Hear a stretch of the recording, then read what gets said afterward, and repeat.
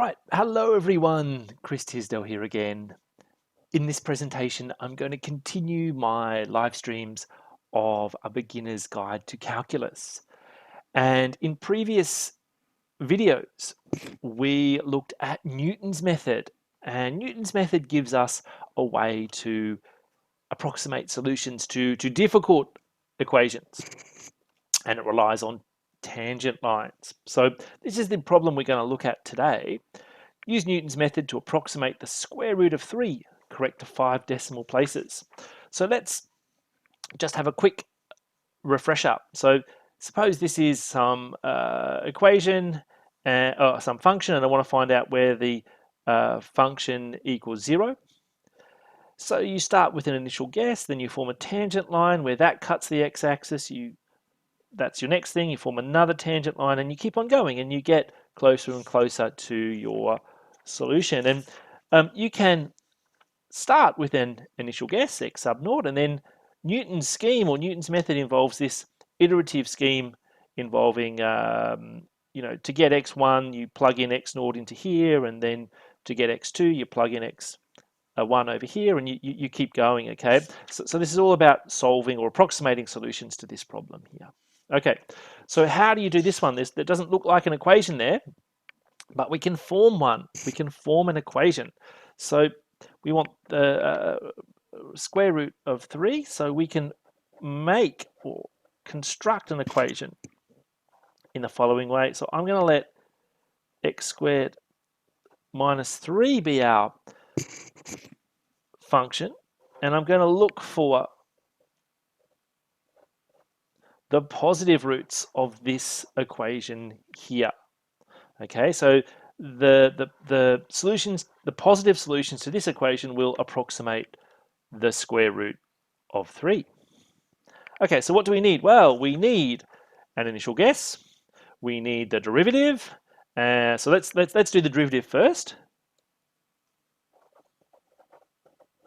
So this is an easy thing to differentiate. So x squared becomes 2x, and negative 3 becomes 0. So let's put in our scheme for our particular f and our f dash. Thus, our scheme is the following. So it's f of x sub n all over f dash of x sub n. And this is our f in this case. So we replace x with x sub n there. And we're going to have not 2x, we're going to have 2x sub n. Now, oh, hang on. Sorry, I've left off the 3 there. Okay. So remember the top is f of x sub n. So I need to remember that 3, that negative 3. Okay, so how are we going to solve this? Well, one way is to, I guess you can divide this into both terms here. So let's see if we can do that. So I'm going to get x sub n minus. So that divided into that, the x sub n's will cancel out. And I'm going to get that. And over here, I'm going to get 3 over 2 x sub n. Okay, now I could leave it like that, but if you look over here, I've got x sub n minus x sub n on 2. So that's going to be 1/2 x sub n, and a minus gives you plus.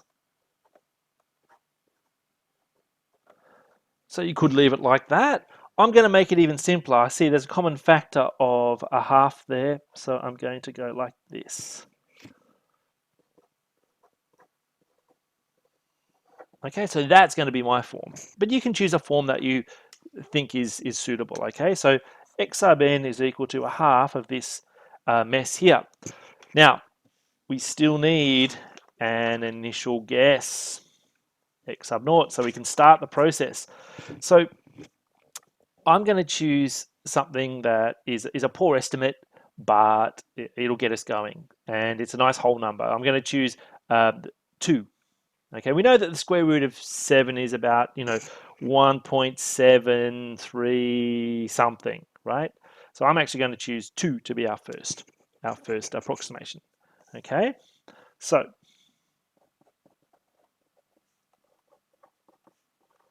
let's use this to get x sub 1. Okay, now I'm going to use decimals here because we are, in our question, we are asked to compute the accuracy to 5 decimal places. Okay, so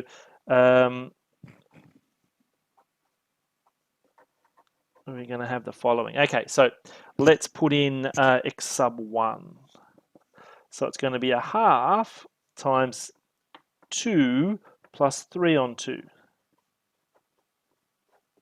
Okay, so if you work that out and writing it as a decimal, it's 1.25. Now, for some of these calculations, you will need a calculator, which makes not much sense because we're trying to do these complicated things by hand. But for simple things, it's okay. But for more complicated things, you'll definitely want to use some sort of computing to help you. All right, so x sub 2. Well, that's going to be a half times that plus 3 on that. Okay, so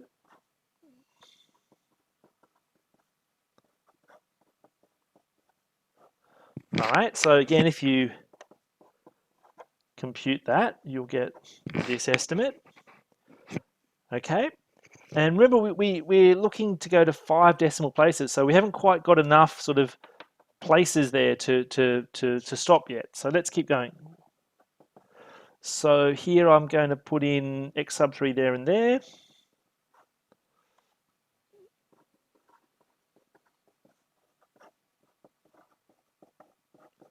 Okay, again, need a calculator here. Now you're going to get enough information to do your rounding. So according to my calculations, you get this. Okay, so we have enough digits there. And because we are rounding to 5 decimal places, we would go to the 6th one. So 1, 2, 3, 4, 5, 6. It's a 2, so that would get rounded down. And our approximation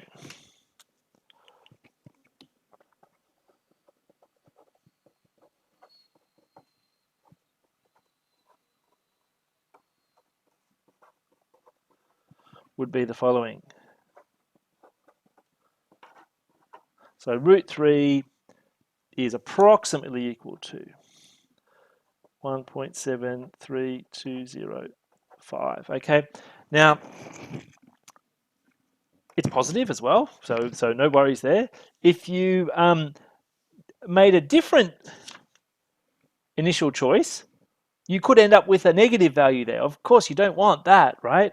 So this sort of tells you that you know, the initial guess makes a difference.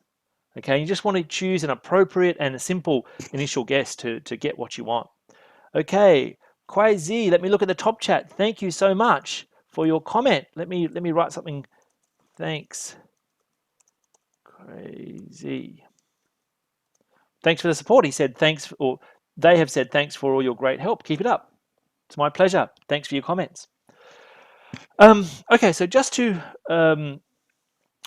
reiterate, Newton's method uses basic ideas in calculus to help us approximate solutions to difficult equations. It involves tangent lines and forming a sequence of values that approach, hopefully, the value that you want. You can use this iterative scheme here, and it's based on an initial guess that is simple and manageable. Okay, guys, thanks for watching. If you have any comments, any questions, you know what to do, put them in the comment section. Thanks, guys. Bye.